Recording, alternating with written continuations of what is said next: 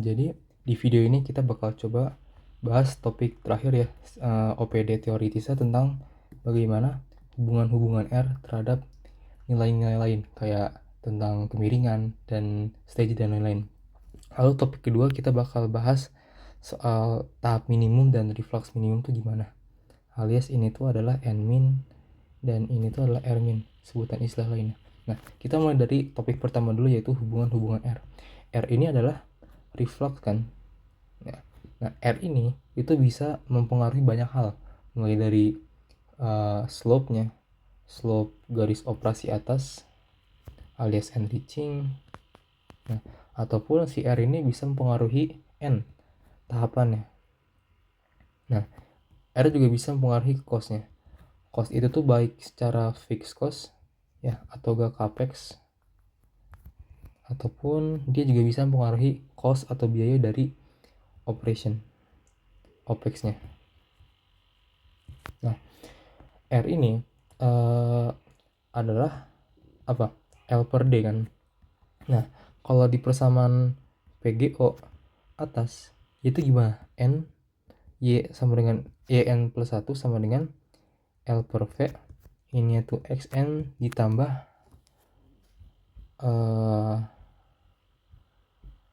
ini tuh D per L ya. D per L D per V deng. D per V. Ini XD. Nah, ataupun nanti ini bisa dikonversi lagi jadi R plus 1. Ini tuh XN. Ini tuh 1 per R plus 1. Ini XD. Ini YN plus 1.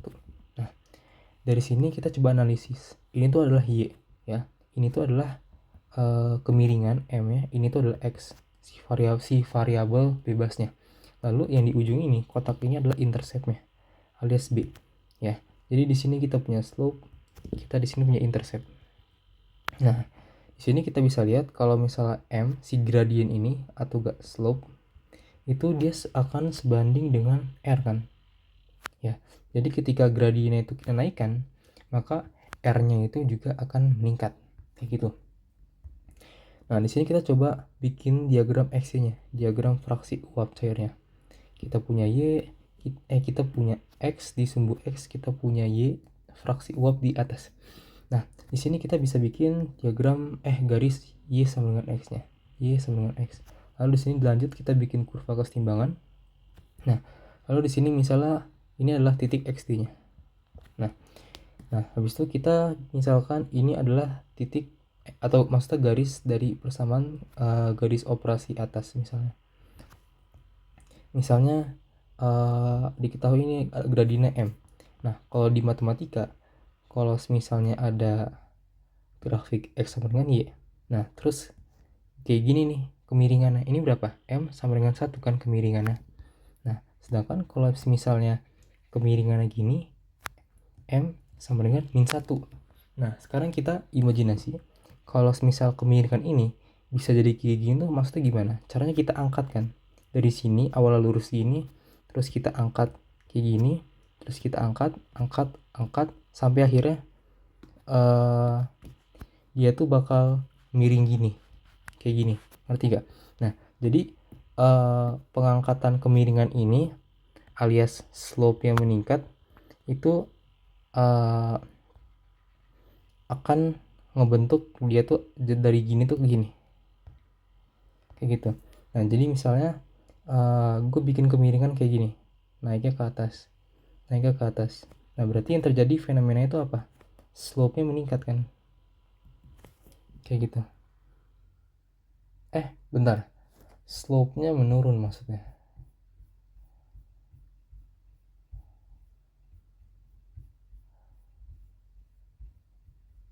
Oh ya, slope-nya menurun, sorry. Kenapa menurun? Soalnya kan kita awalnya gini lurus ya, naik ke atas M sama dengan 1. Lalu kita naikin kayak gini sampai akhirnya dia tuh ngebentuk miring kayak gini, kayak di gambar ini. Berarti M-nya dari 1 ke min 1 tuh berarti penurunan slope kan.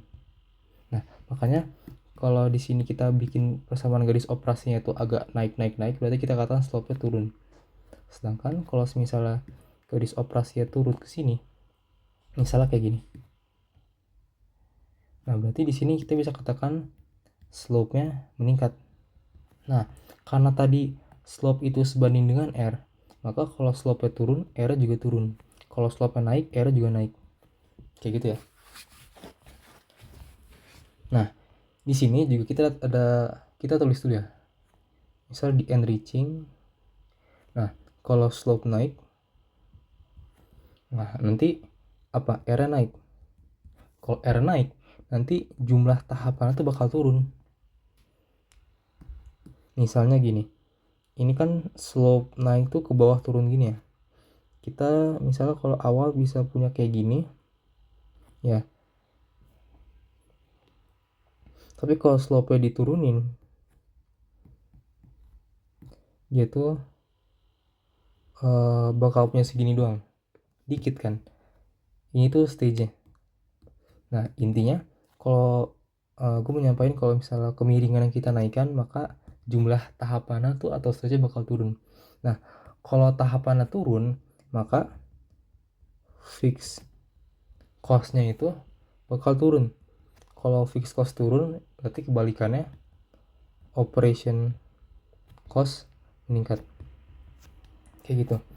Nah, lalu kalau misalnya slope-nya turun, R turun karena sebanding. Nah, karena R turun, N-nya meningkat jumlah tahapannya. Dengan demikian, fixed cost-nya itu kita akan dapat apa? Kita akan dapat fixed cost-nya meningkat, sedangkan operation cost-nya kebalikannya menurun. Nah, dari situ yang ketiga, ini R-nya itu kan kita punya hubungan ini berbanding terbalik linear ya. Kalau R naik, N turun dan sebaliknya. Nah, berarti kalau misalnya gue punya R sangat kecil, mungkin mendekati 0 misalnya, maka N-nya itu akan maksimum kan mendekati tahingga. Seperti itu. Nah, berlaku kebalikan juga. Kalau misalnya kita punya R maksimum yang katakanlah mendekati tahingga, maka N-nya itu adalah tahapan seminimum mungkin. Nah, dari sini kita bakal ada gambaran kalau R aktual tuh akan ada di antara R minimum dan R maksimum. Kayak gitu. Nah, si R aktual ini akan memberikan R optimum, yang dimana R optimum itu adalah cost paling rendah. Cost paling rendah ini berarti udah akumulasi dari capex sama opexnya. Ya, kayak gitu. Atau mungkin secara rumus, kalau tidak salah tuh R optimum tuh sekitar 1,2 sampai 1,5 dikali R min. Ya, ini bukan dikurang ya, ini tuh rentang. Kayak gitu. Nah, habis itu kita bahas topik kedua ya. Topik kedua ini adalah tahap minimum dan reflux minimum, atau gue tulis singkatnya tuh N min dan R min. Nah, kita bahas di N min dulu. N min. Nah, di N min itu terjadi pada saat persamaan garis operasi atas dan bawah berimpit.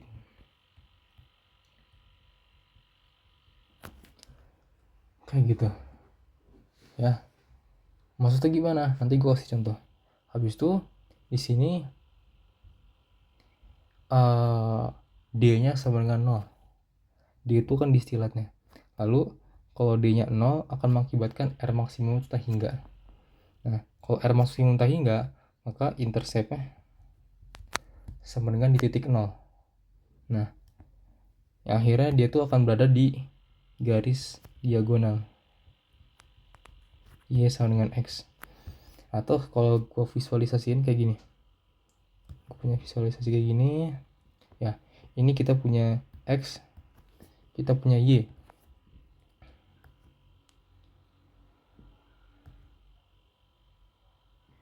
Nah, kayak gini. Ini kita bisa katakan ini XD-nya kan? Betul. Ini lalu ini adalah XB-nya. Bottom ini distilat. Nah, maksud gue itu antara geo atas dan geo bawah berimpit tuh gimana? Kan biasanya geo atas tuh kayak gini ya. Nah, geo bawah tuh gini biasanya. Dari minus. Betul kan? Terus nanti kita bakal ini titik Z kayak gitu. Nah, cuma di sini kondisinya n minimum itu pada saat si ini PGO atasnya kayak gini.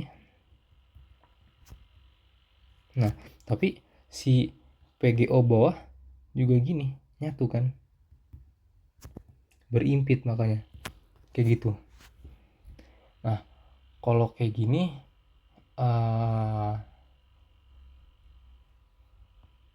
kita bisa ilustrasiin, misalnya kita tebak di sini tuh adalah, ini cara nentuin titik umpannya gimana? Kita bikin Q-line.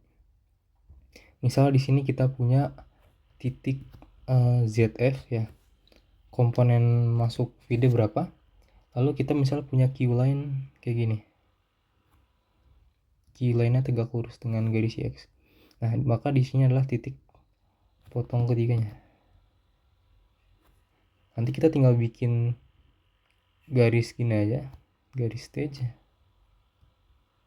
ya. Nanti kita bisa nentuin kalau ini tuh tempat umpan masuk kayak gitu ya.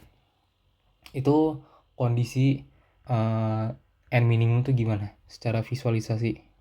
Nah, sekarang kondisinya gimana kalau mau nyari R minimum. R minimum itu atau reflux minimum itu ada ini tadi kita bahas R minimum terjadi pada saat N max ya. N max ini alias itu tak hingga tahapannya. Nah, ini tuh ada dua skenario. Yang pertama skenarionya pada saat garis operasi atas. Nah, terus kurva kesetimbangan sama Q-line itu berpotongan. Tuh, habis itu yang kedua ada kondisi pada saat geo atasnya, garis operasi atas tuh bersinggung dengan kurva kesetimbangan. Nah, jadi kita visualisasi nomor satu dulu. Nomor satu ini kita visualisasiin. Caranya gimana? Gini, misalnya kayak biasa kita bikin diagram XY. Ini ada ininya, di diagonalnya kita bikin kurva kesetimbangannya kayak gini ya, kayak bujur sangkar, kayak busur. Habis itu kita nentuin kalau ini tuh XD-nya ya. Ini adalah XD ceritanya. Nah, kondisi yang gue maksud itu geo atas, kurva kesetimbangan dan Q-line berpotongan tuh kayak gini. Kita punya Q-line tegak lurus misal kayak gini ya. Terus di sini kita punya garis yang gini. Nah, ini merupakan titik potong kan, berpotongan ya. Ini antara Q atas, yang ini adalah Q line yang garis tegak ini, dan yang busur ini adalah kurva kesetimbangan kan. Nah, kalau memenuhi syarat ini maka yang terjadi adalah R minimum kayak gitu. Itu kasus pertama. Nah, buat kasus kedua kita ke bawah sini. Kasus 2 itu pada saat garis operasi atas itu bersinggung dengan kurva kesetimbangan, maka dia akan membentuk R minimum juga. Misalnya kayak gini. Ini kita punya X, ini punya Y. Nah, ini kayak gini, ini kayak gini. Ini XD ya. Yang tadi kata gue garis operasi atas bersinggung dengan kurva kesetimbangan. Maksudnya bersinggung tuh gini, gimana ya, gambar agak susah ya, coba bentar.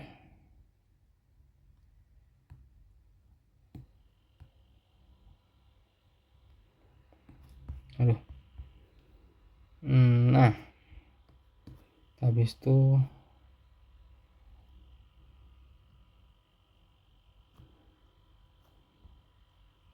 agak susah ya gambarnya. Misal gini, ini kan titik yang kayak gini. Nah habis itu yang maksud bersinggungan tuh adalah, bukan gini, kita bikin manual deh. Nah misal gini, yang maksud gue bersinggungan adalah ini kita punya PGO kan, PGO atas. Nah si PGO atas ini dia tuh mengsinggung di dua titik ini. Kan bersinggungan tuh artinya dia tuh nempel ke dua titik ya, bersinggungan. Nah ini kurva kesetimbangan. Ini katakanlah kita bisa tulis ada Q line di sini ya, kayak gitu. Nah jadi kalau terjadi apa sih ini, bersinggungan antara garis operasi atas dan juga kurva kesetimbangan, maka ya ini adalah R minimum ya, gitu ya. Gue rasa itu aja buat materi sekarang. Ini video tuh dibikin lagi buat koreksi video materi ini sebelumnya ya. Semoga bisa dipahami. Terima kasih.